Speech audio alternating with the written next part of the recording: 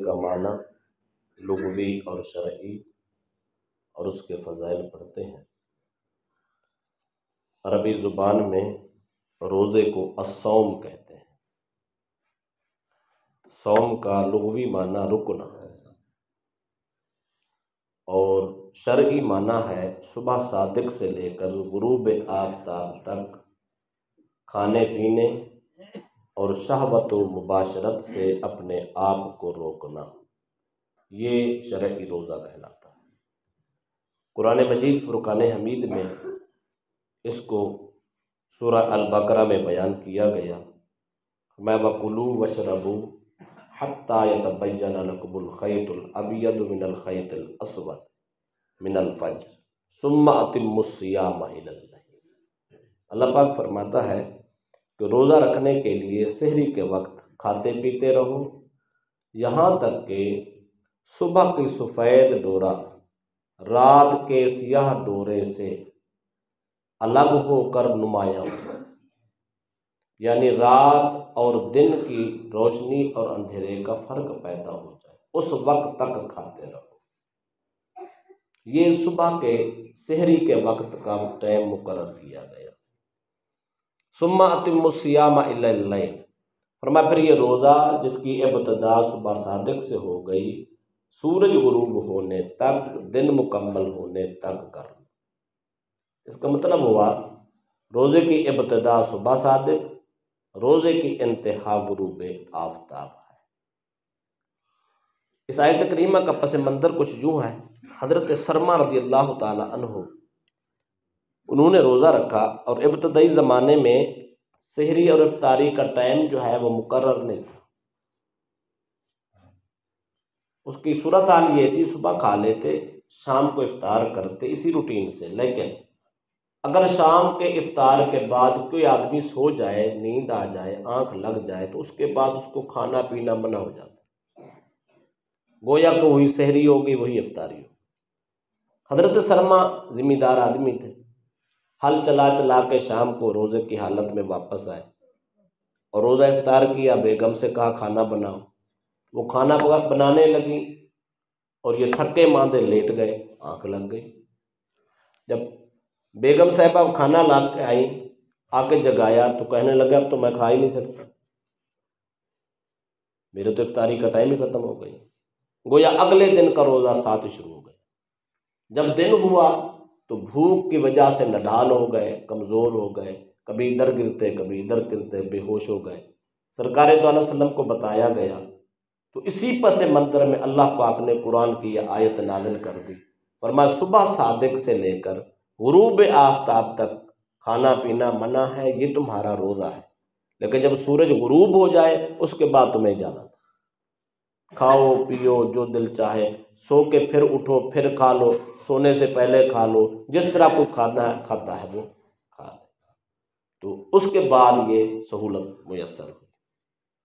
इसमें दो लफ्ज़ और आए हैं, अल खैतुल अबयद मिनल खैतिल अस्वद, सफ़ेद डोरा और सियाह डोरा। जब तक इसका फ़र्क ना हो तो सहरी उस वक्त तक खाते रहना। सहाबा किराम अलैहिम रिदवान ने जब ये सफ़ेद और सियाह डोरा पढ़ा कुरान की आयत में, तो बाज़ सहाबा ने दो धागे ले लिए, अपने सिराने के नीचे रख लेना और सुबह सहरी करना शुरू कर देना और बार बार उन धागों को उठाना और देखना कि सफ़ेद और सियाह धागे का फ़र्क नज़र आ रहा है या नहीं आ रहा। जब तक वो वाज़े फ़र्क नज़र ना आता उस वक्त तक खाते रहते।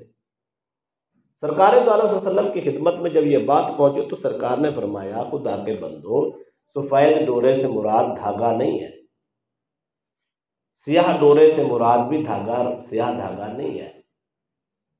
और मैं इससे सफ़ेद डोरे से मुराद है सुबह सादिक की रोशनी, सियाह डोरे से मुराद है रात के अंधेरे की स्याही। लिहाजा अल्लाह पाक ने एक हद कायम किया है, एक को कहते हैं सुबह काज़िब, एक को कहते हैं सुबह सादिक। सुबह काज़िब जो है वो तहज्जुद का टाइम जिसको हम आम अपनी ज़ुबान में कहते हैं, उस तहज्जुद की घड़ियाँ जो होती हैं उसमें एक बार थोड़ी सी रोशनी होती है, फिर वो रोशनी ख़त्म हो जाती है, अंधेरा छा जाता है, उसको कहते हैं सुबह काज़िब, झूठी सुबह। सुबह होते होते फिर ख़त्म हो गई, उसके बाद फिर सुबह शुरू होती है, ये जो अजान का टाइम है। अब ये ऐसी सुबह है, रोशनी होगी, ऐसा ऐसा खुलती चली जाएगी, हत्ता तो सूरज तुलू हो जाएगा, सारा मतला साफ हो जाएगा। ये सुबह सादिक है। सुबह का जब रात का हिस्सा है वो सियाह डोरा है, अंधेरा है। सुबह सादिक जो है ये सफ़ेद डोरा है, ये दिन की रोशनी शुरू हो जाती है। जब रोशनी शुरू हो गई तो ये सहरी का टाइम खत्म हो गया। या आप भी सुनते हैं और हम भी सुनते हैं कि आज से कुछ अरसा पहले हमारे मुआशरे में भी यही था कि लोग सहरी की हुक्का पीना शुरू कर दिया या चाय पीनी शुरू कर दी, और देखते रहते कि जब तक चूंटी नज़र ना आए ना ज़मीन पे चलती, उस वक्त तक खाते पीते। सादा ज़माना, सादे मसाइल, लोग चलाते रहे। अब ये सूरत हाल नहीं है, तहकीक का दौर है, एक एक मिनट की तहकीक, एक एक सेकंड की तहकीक। लिहाजा ये जो सारण का माहौल है हमारे यहाँ कि जब फजर सुबह सादिक का टाइम मुकम्मल होता है, अजान का टाइम शुरू होता है, सहरी पहले बंद करा दी जाती है। वो जो सहरी बंद कराने का सारण बजता है उसका मतलब है टाइम ख़त्म हो गया, सब कुछ छोड़। ये नहीं है कि चलो खैर ही है, अभी तो अजान ही ना हुई। कुछ लोग अब भी कहते हैं अभी अजान ही ना हुई, वो अभी अजान होगी, अजान के बाद कर लेंगे बंद। इसका मतलब है रोज़ा ज़ाय हो गया, टाइम ही ख़त्म हो गया। सारण बजा दिया, ऐलान कर दिया, बता दिया गया सहरी का टाइम क्लोज हो गया, ख़त्म। घड़ी में मिनट देख के बंद कराए जाते हैं। अब अगर कोई आदमी अपनी राय से कह दे नहीं अभी खैर है, अभी अजान नहीं हुई, अजान होगी। अजान पहले देखो ना, सलात होती है, खामोशी होती है, फिर अजान शुरू होती है, 3 4 5 मिनट के ऊपर निकल गए। 4 5 मिनट अगर एक आदमी बाद में भी खाता रहे तो इसका मतलब है कि उसका रोज़ा ना हुआ। रोज़ा ज़ाय नहीं करना। जब सारण बज जाए, सहरी बंद करा दी जाए तो उसका मतलब है टाइम ख़त्म हो। इस बात का ज़रूर ख्याल करना है, अगर नहीं करेंगे तो रोज़े जैसी दौलत हाथ से निकल जाए। रोज़े का फ़लसफ़ा क्या है? रोज़ा फ़र्ज़ क्यों हुआ? अल्लाह पाक ने कुरान पाक फरमाया या अय्युहल्लज़ीना आमनू कुतिबा अलैकुमुस्सियामु कमा कुतिबा अलल्लज़ीना मिन क़ब्लिकुम लअल्लकुम तत्तक़ून। ऐ ईमान वालो, तुम पर भी रोज़ा उसी तरह फ़र्ज़ किया गया जिस तरह तुमसे पहली कौमों पे फ़र्ज़ किया गया। लअल्लकुम तत्तक़ून, चाहे तुम परहेज़गार हो जाओ। तकवा क्या है? तकवा बचने का नाम है। झूठ से, फरेब से, ग़ीबत से, शिकवे से, गाली से, दुलूत से, हर बुरे काम से बचने का नाम रोज़ा। किस तरह बचना है?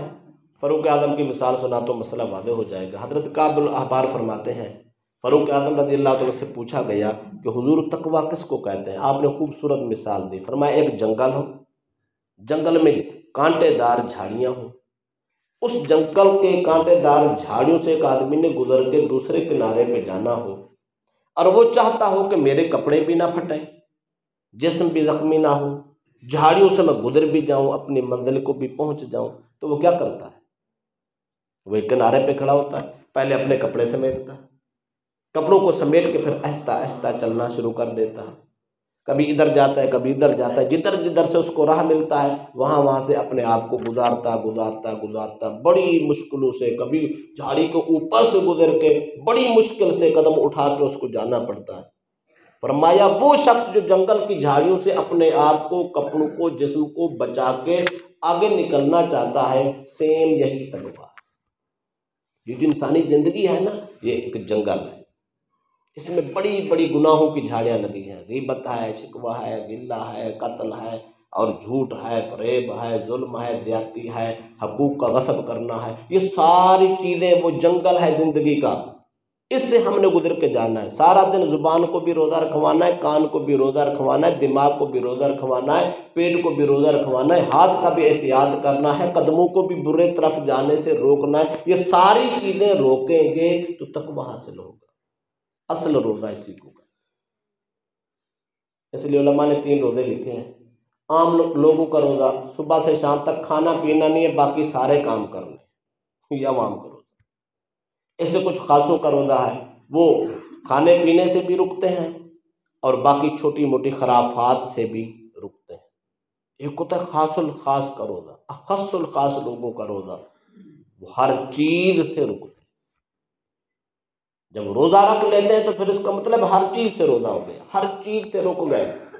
जुबान नहीं खोलनी, गलत नहीं खोलनी, खोलनी है तो अच्छे काम।